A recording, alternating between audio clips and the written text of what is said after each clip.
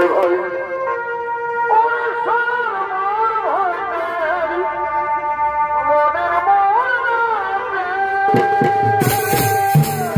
আচ্ছা আচ্ছা পুরোটার পিড়িতে বদে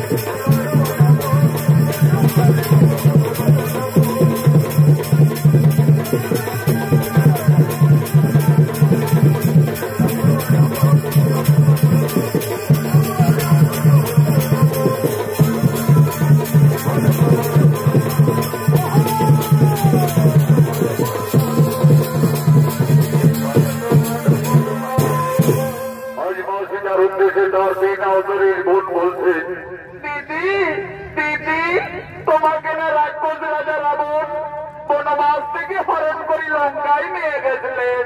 দিদি সকলেই বলে ওই রাক্ষস রাবণের নাকি 10টি ভয়ঙ্কর মাথা ছিল, 20টি হাত ছিল। দিদি বলো না সেই রাক্ষস রাবণ দেখতে কতই ভয়ঙ্কর ছিলেন। ওরে বন্ধুরা, আমাকে ওই পাপিষ্ঠ রাবণ বনবাস থেকে হরণ করে লঙ্কায় নিয়ে গেছিলেন দিকে, কিন্তু আমি কোনদিন নন ঘুরে ওই রাক্ষস রাজা রাবণকে দর্শন করেছিলাম না। তবে আমাকে যেদিন আকাশ পথে হরণ করে নিয়ে যায় লঙ্কায়, আমি সেই দিন সমুদ্রের জলে ওই ভয়ঙ্কর দানবীর রূপটি দেখেছিলাম। ওরে বন্ধুরা, সেই রাক্ষস কতই ভয়ঙ্কর। আজ আমি রাজপ্রাসাদের মধ্যে তার শরীরের অঙ্গ প্রত্যঙ্গ সমস্তই অঙ্কন করছি, তা তোমরা নন করে দর্শন করো। মা সীতা, রাক্ষস রাবণ দেখতে কতই ভয়ঙ্কর। আজই রাজপ্রাসাদের মধ্যে তার 10টি ভয়ঙ্কর রাক্ষসের মাথা, 20টি হাত, শরীরের অঙ্গ প্রত্যঙ্গ একের পরে কম্পন করতে লাগলেন।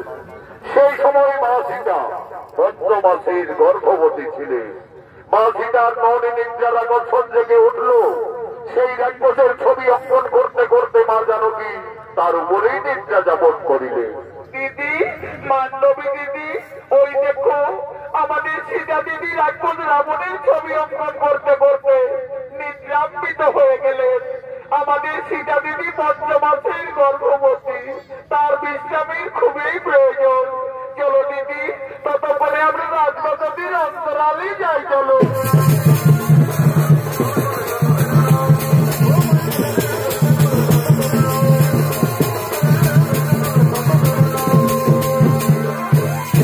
এমন সময় প্রভু শ্রী রামচন্দ্র এবং অনুজ লক্ষণ এই রাজপ্রাসাদের দিকে আগমন করছে। রাজার বেটা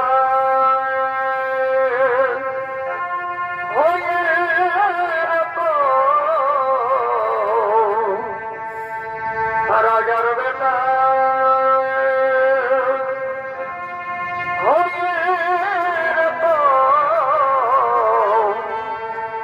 কেন ভরত বলে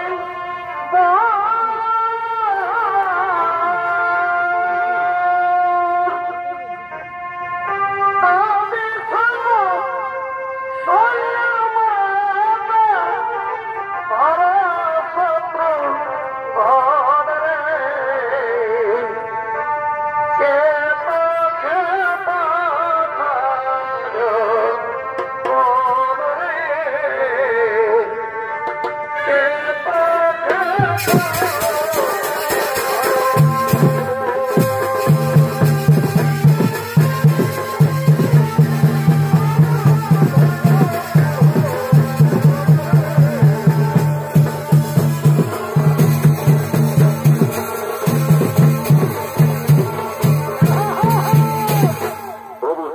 রাজপুত্রের অভিনয়ে অংশ নিয়েছে স্বর্গীয় আদালত মাহাতোর প্রধান শিষ্য ওস্তাদ যুধিষ্ঠির মাহাতো, লক্ষণের ভূমিকায় মানিক কৈবর্ত।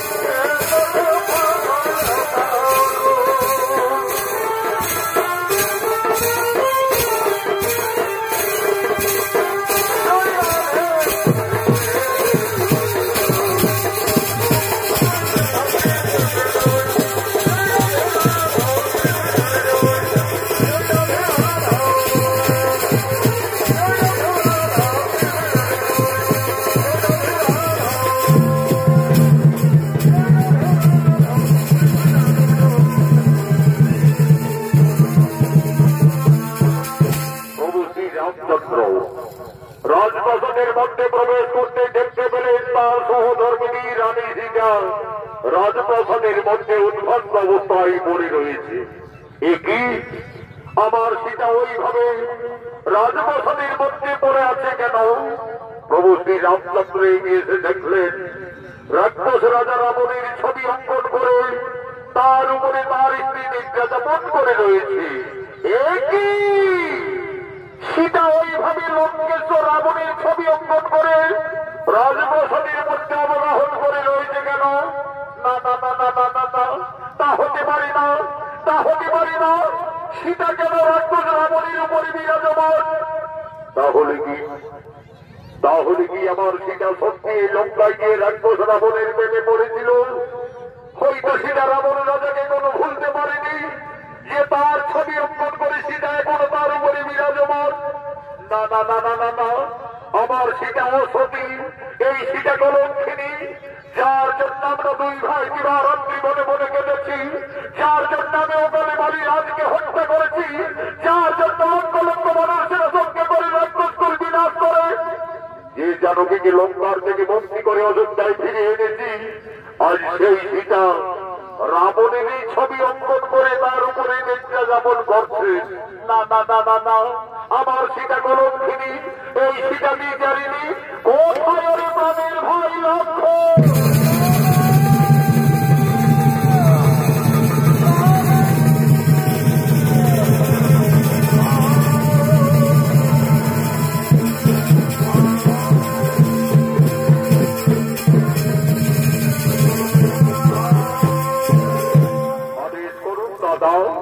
ওরে ভাই লক্ষ্মণ, ওরে আমার প্রাণের ভাই লক্ষ্মণ, ওই দেখুনি ভাই আমাদের রানী সীতা রাক্ষস রাবণের ছবি অঙ্কন করে রাজপ্রাসাদের মধ্যে নিদ্রা যাপন করে রয়েছে। ওরে ভাই লক্ষ্মণ, এই কলঙ্কিনী হয়তো লঙ্কায় গিয়ে রাক্ষস রাবণের প্রেমে পড়েছিল, হয়তো সীতা রাবণ রাজাকে কোনো ভুলতে পারেনি যে তার ছবি অঙ্কন করে সীতা এখনো তার উপরে বিরাজমান। ওরে ভাই লক্ষ্মণ, এই কলঙ্কিনী যদি আমাদের অযোধ্যা নগরে থাকে তাহলে আমাদের সূর্য বংশের বদনাম হয়ে যাবে রে ভাই, আমাদের রঘুকুলের বদনাম হয়ে যাবে। ওরে প্রাণের ভাই লক্ষ্মণ, এই কলঙ্কিনী সীতার আর আমি মুখ দর্শন করতে চাই না। যাও তুমি ওই টিচার দিকে দিয়ে আসো নির্বাসনে।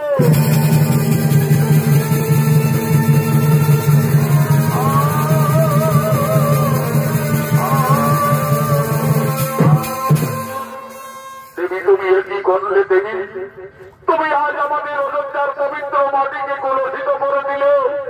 ধীরে ধীরে মা সীতার নিদ্রার আকর্ষণ ভঙ্গ হল। চোখ মেলে চাইতেই মা জানকী রাজপ্রাসাদের মধ্যে তার দেবন লক্ষ্মণকে দেখতে পেলে। লক্ষ্মণ, একই ভাই তুমি প্রাসাদে? তুমি একই করেছ দেবী? তুমি কেন রাক্ষস রাবণের ছবি অঙ্কন করলে আমাদের রাজপ্রাসাদের মধ্যে? তুমি তার উপরে শোন করে নিদ্রা যাপন করতেছিলে। তুমি কি সত্যি এই লঙ্কায় গিয়ে রাক্ষস রাবণকে ভালোবেসেছিলে? তুমি কি রাবণ রাজাকে কোনো ভুলতে পারোনি? না রে ভাই লক্ষ্মণ, আমি কিছু ভুল করিনি রে ভাই। আমি শুধু আমার ওই মান্ডবী উর্মিলা বন্ধের বোঝাবার জন্য এই রাক্ষসের ছবিটি আমি প্রাসাদের মধ্যে অঙ্কন করেছিলাম রে ভাই। তুমি জানো না দেবী, এই অপরাধে তুমি কলঙ্কিনী, এই অপরাধে তুমি বিচারিণী। সেই রাক্ষস রাবণ তোমাকে বনবাস থেকে হরণ করে লঙ্কায় নিয়ে যায়, সেই রাবণের ছবি অঙ্কন করে ভুল করেছ, অপরাধ করেছ। প্রভু শ্রী রামচন্দ্র আর কোনদিন তোমার মুখ দর্শন করবে না। আমার আদেশ দিয়ে গেলে এই মুহূর্তেই তোমার দিতে হবে নির্বাসনে।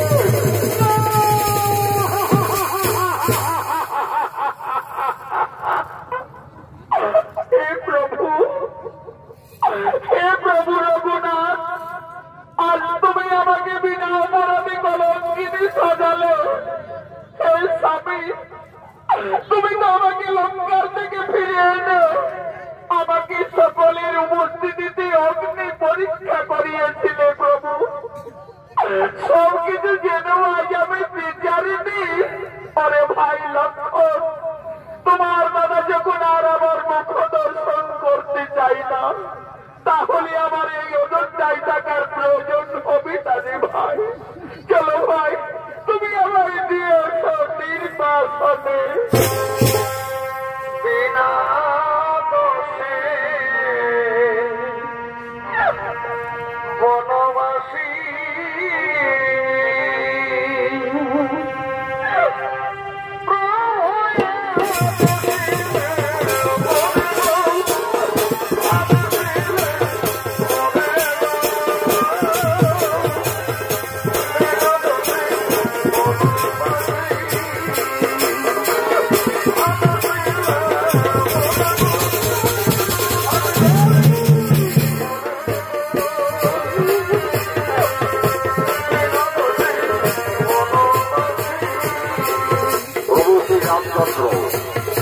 মাসিটাকে গলতবিধি ভেবে বনবাসের আদেশ দিলেন। সেই আদেশ পালন করার জন্য তার ভাই লক্ষণ আজ মা জানকীকে বনবাসে নিয়ে যাচ্ছে। আগে আগে চলেছে লক্ষণ, আজ মনের দুঃখে মাসিটাকে দেখে বনবাসী চলেছে। বন ভবন পেরিয়ে ঘোর কাননে প্রবেশ করছে লক্ষণ দেবী সীতাকে নিয়ে। আজ লক্ষণ বলছে, দেবী গৌ, দেখো দেবী, আমরা তো বনবাসের যথার্থ জায়গায় উপস্থিত হয়ে গেছি দেবী। তুমি তোমার বনবাস জীবনেই কাননেই কাটাবে দেবী। তুমি আমাকে অযোধ্যায় ফিরে যাওয়ার অনুমতি দাও দেবী। আমাকে অযোধ্যায় ফিরে যেতে হবে, কিন্তু আমি কিভাবে একটি পঞ্চমাসের গর্ভবতী নারীকে মনের মধ্যে দিয়ে যাব? তুমি আমায় ক্ষমা করে দাও দেবী, আমায় তুমি ক্ষমা করে দাও। যে জানবীর জন্য আমি 12 বছর হারে অনেক যাচ্ছিলাম, যে জানবীর জন্য আমি শক্তি সম্মান মধ্যে ধারণ করেছি, আর সেই জানবীকে আমার বনবাসে দিয়ে যেতে হবে। আমায় তুমি ক্ষমা করে দাও দেবী, আমায় ক্ষমা করে দাও। ওরে ভাই লক্ষণ, তুমি তো তোমার দাদার আদেশ পালন করেছো রে ভাই। তুমি ফিরে যাও ভাই অযোধ্যায়। তোমার দাদা আমাকে দিয়ে খবর দিয়েছিলেন, আমার গলার মঙ্গলার হার, কানের লোক, পায়ের নতুন, আমার বনবাসে এই অলঙ্কারের শোভা পাবে না রে ভাই। এই অলঙ্কারগুলি ফিরে দিয়ে যাবে অযোধ্যায়। তোমার দাদার অপরাধের কাছে দিয়ে বলতো, দাদা তোমার আদেশ আমি পালন করেছি।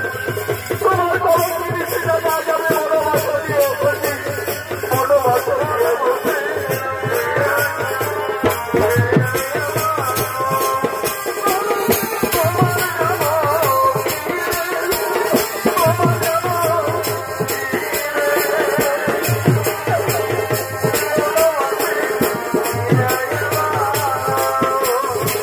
রামচন্দ্র মাসিটাকে বিয়ের সময় যে অলঙ্কার দিয়েছিলেন, আজ মনের